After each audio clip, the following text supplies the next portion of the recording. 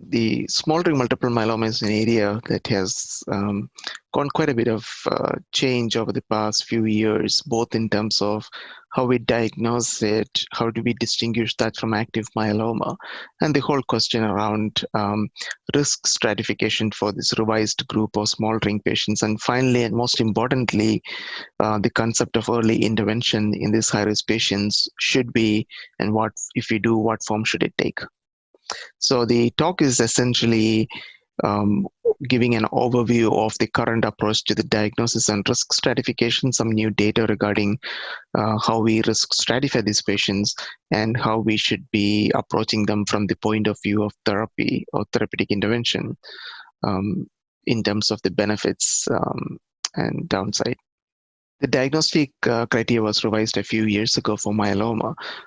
What essentially it did was to identify a group of patients whom we previously considered to have smoldering multiple myeloma, and given their extremely high risk of progressing to myeloma, reclassified them as having symptomatic disease, for which we would give them the same therapy that we would give for newly diagnosed disease.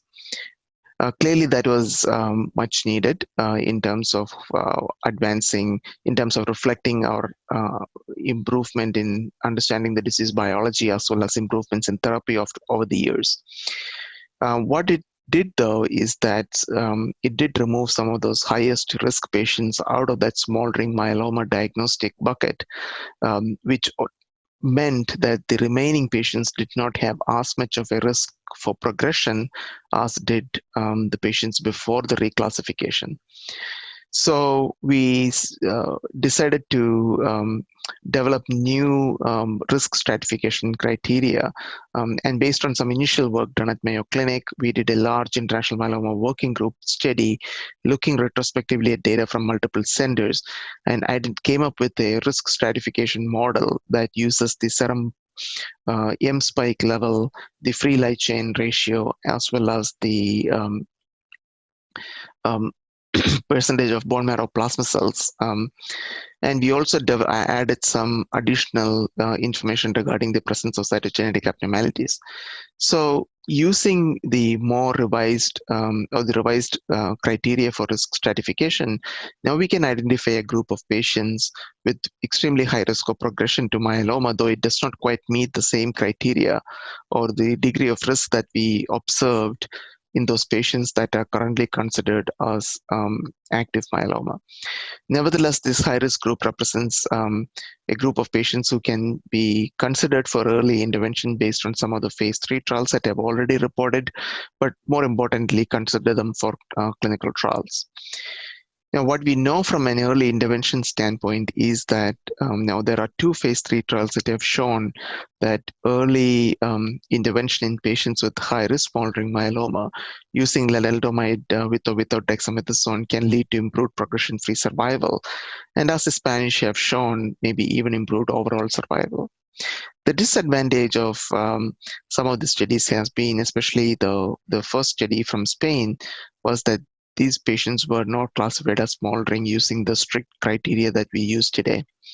As a result, there may have been patients who were already myeloma even when they went on this clinical trial, making the results a little bit more difficult to interpret. The ECOG trial used more recent imaging to diagnose smoldering myeloma. So it is quite representative of the patients we see in the clinic today. And it used lenalidomide as a single agent and showed that patients with high-risk smoldering, as defined today, has a better progression-free survival. Now, taken together, these 2 sets of data suggest that patients with high-risk smoldering myeloma stands to benefit with some form of intervention, and the data that we have today is for using lenalidomide with or without dexamethasone for those patients.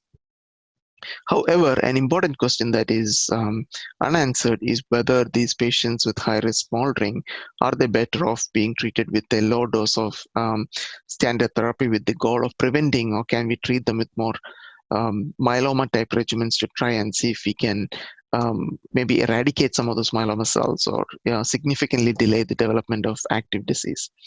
Those trials are ongoing. There are phase 3 trials looking at daratumumab Lendex, comparing it to Lendex.